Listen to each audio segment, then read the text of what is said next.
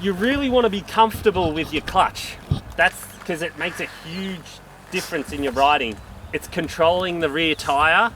It's everything in off-road riding. It makes a big difference. So when I utilize my clutch, you might notice that I use the very, very little movement in my clutch. A couple of mil is the difference between stop and go. I'm never pulling it in like fully, like in, out, because that throws my balance off. What we want to do, we want to practice coming into these logs and holding pressure against the logs and holding our balance. You might think, why would we do this? But there's plenty of sections in off-road riding and in hard enduro where your front wheel's on the face of that obstacle and you have to get set up and go. So basically we want to come in slow as possible, standing up on the foot pegs. We want to come in, feathering that front brake and hold pressure against that log. We want to hold it there for as long as possible. And what we want to work on is being able to get our body weight forward and actually reverse that bike and roll away. So the trick is there. When we're balancing, you'll hear the engine. You hear the engine load up. The clutch is, you're riding that clutch out. You don't want that rear tire to spin up.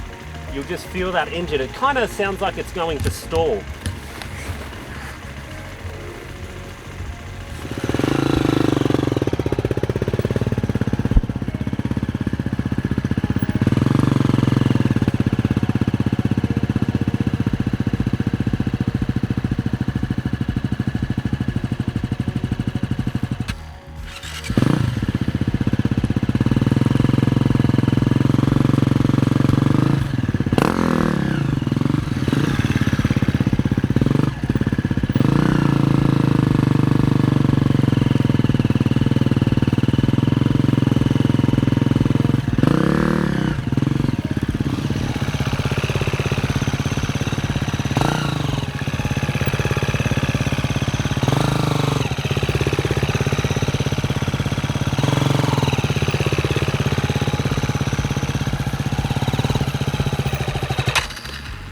So you could probably hear the engine then.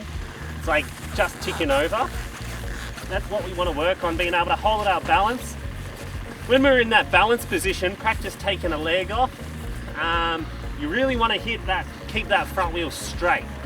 Don't come into it with that turn of the handlebars because you're not going to get that good pressure.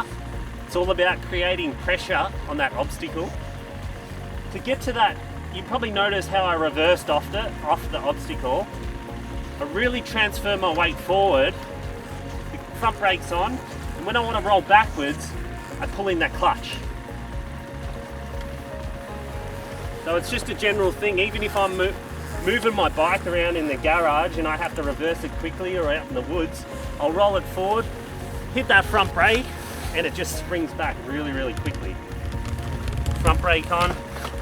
So you're using less energy. If you have to reverse your bike without that front brake, it takes a lot more effort.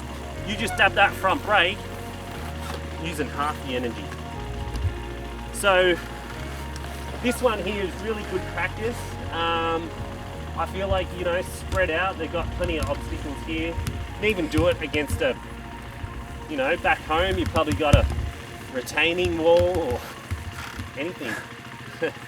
Anywhere you can find a good surface to practice that, even on trees. If you're feeling good, you can actually start to lift that front wheel higher. But this is a good base. This is a good starter to work on here.